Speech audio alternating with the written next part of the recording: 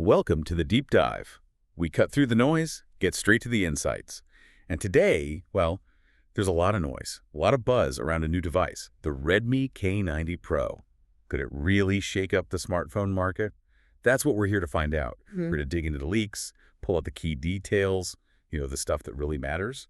We're focusing on three things that caught our eye: that rumored USB 3.0 port, the 50W wireless charging, and this idea of top-notch audio.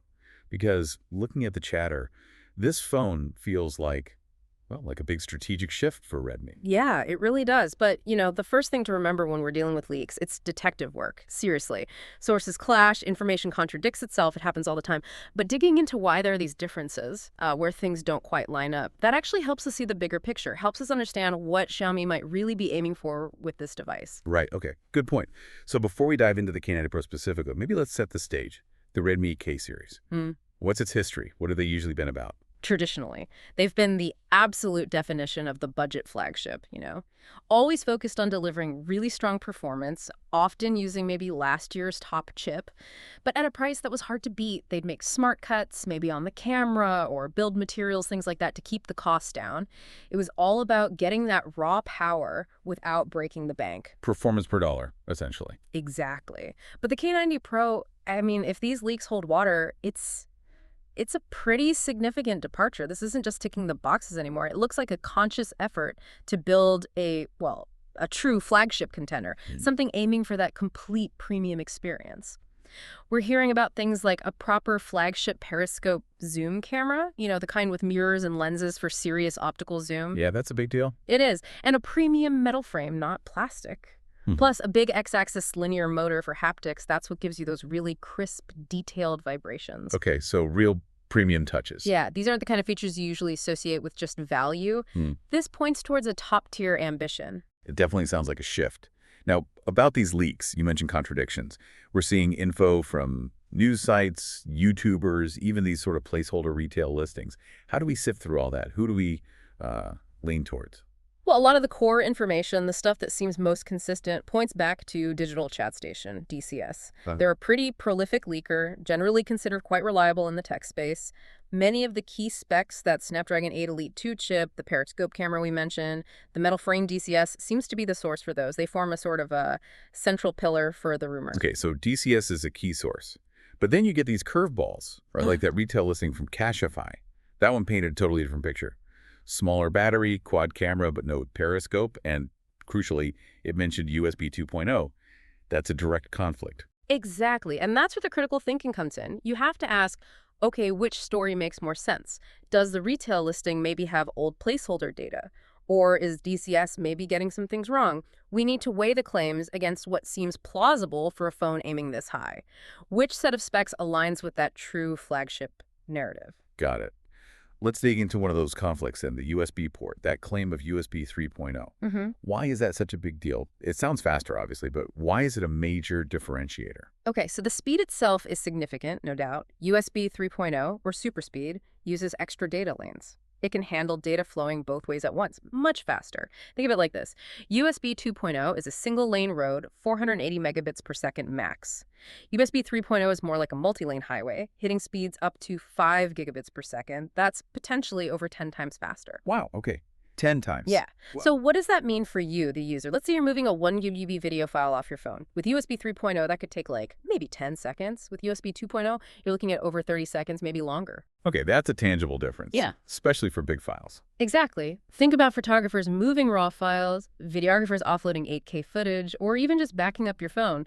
For those users, USB 3.0 isn't just nice to have, it's almost essential on a high-end device. But then we have that conflicting report, the retail source saying, quite explicitly, USB Type-C 2.0 jack, and adding it's not fast for file transfer. What if that's the reality? What would that mean for a phone with all these other flagship ambitions? Honestly, it would be a massive bottleneck, a really strange decision. You'd have this powerful processor, this amazing camera, shooting high-res photos and videos, and then this ancient pipe to get the data off the phone. It just wouldn't make sense. It would seriously undermine the pro aspect, the high-end user experience they seem to be building elsewhere. That's why, from a strategic perspective, the USB 3.0 claim feels much more aligned with the rest of the leaked package. A USB 2.0 port would feel like a well, an inexplicable compromise. A real head scratch. Okay, let's switch to power. 50W wireless charging is also mentioned. That sounds fast, puts it up there with some top contenders, right? Is this new for Redmi? Well, yes and no. It is fast, definitely a premium feature, but interestingly, the previous model, the Redmi K80 Pro, apparently already had 50W wireless charging, so it seems less like a brand new breakthrough for the K90 Pro and more like Xiaomi solidifying 50W as a sort of standard feature for their top-end Redmi phones now. Okay, so established tech for them. But beyond the number, the 50 watts, what about actual charging speed? Does 50W always mean the same charging time? Not necessarily, and that's the really interesting part here. The number on the box doesn't tell the whole story, the key factor. It's all about managing heat. Thermal management, Xiaomi's own data for their 50W chargers shows phones like the Xiaomi 12 Pro getting a full charge in about 42 minutes. That's quick. Yeah, that's pretty good. But then you look at, say, a OnePlus 13 also claiming 50W wireless, and one test clocked it at nearly an hour and a half for a full charge. Big difference. Wow, why? Such a gap. Heat. If the phone or the charger gets too hot, the system throttles the speed way down to protect the battery. Xiaomi's own fancy wireless chargers actually have built-in cooling fans specifically to combat this throttling.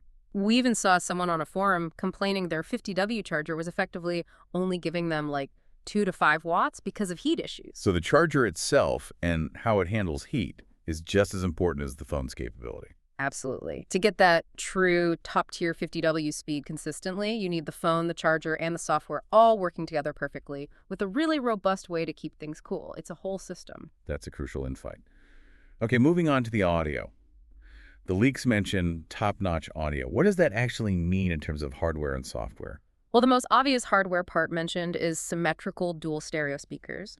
That means one speaker likely at the top earpiece, one at the bottom. Having them balanced like that gives you a much better stereo image, more immersive sound when you're watching videos or gaming in landscape mode.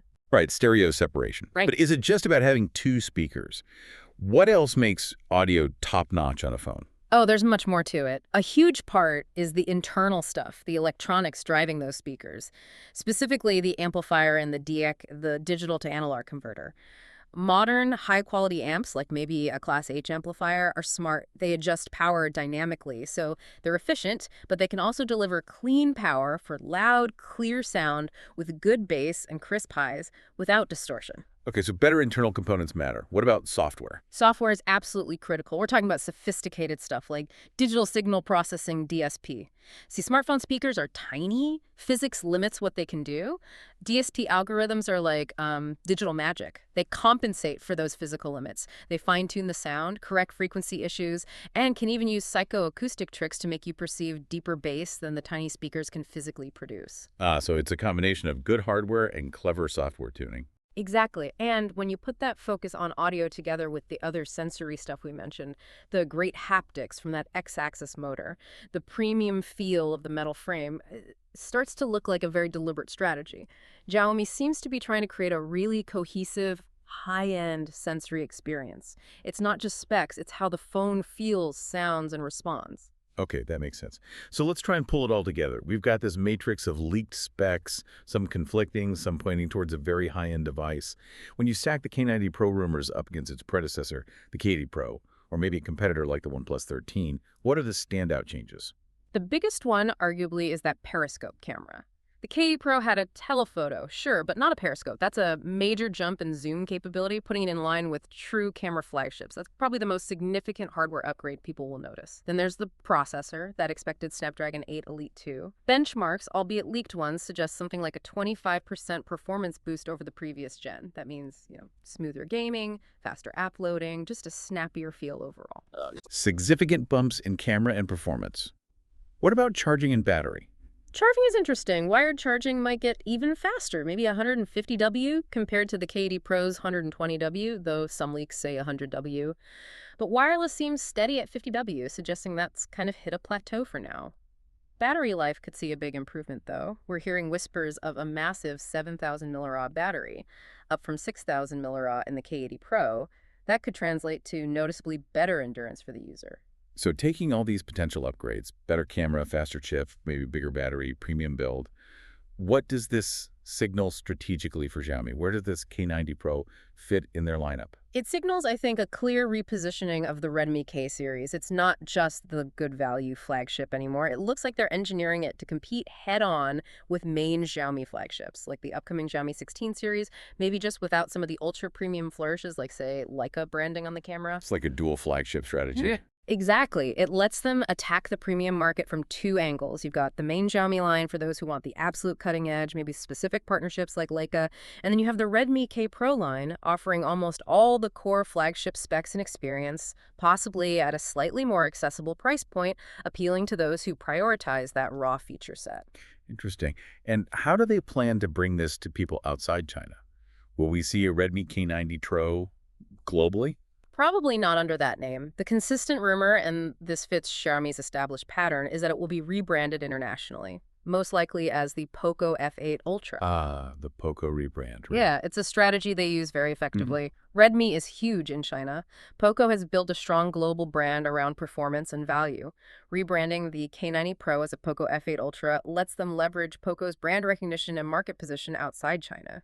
It avoids confusing consumers and stops it from directly competing with or cannibalizing sales of the main Xiaomi numbered series in global markets. Makes sense. Keeps the brands distinct while using the same great hardware. Precisely. And the Poco audience, often looking for maximum performance and features for their money, aligns perfectly with what the K90 Pro hardware seems to offer. Okay, so wrapping this up, based on everything we've discussed, the Redmi K90 Pro or Poco F8 Ultra sounds like it could be a really powerful, strategically vital phone for Xiaomi. Feels like a clear statement, pushing the K-series firmly into top-tier flagship territory. That flagship killer idea seems stronger than ever. Absolutely. It looks incredibly compelling on paper, but there's still that one major question mark, isn't there? The USB port.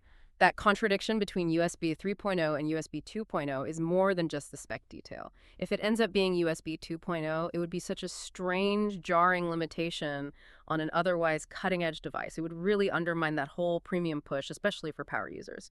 So the final official spec for that port, that's going to be a really key indicator of just how committed Xiaomi is to this truly uncompromised flagship positioning for the K-series. A crucial detail to watch for.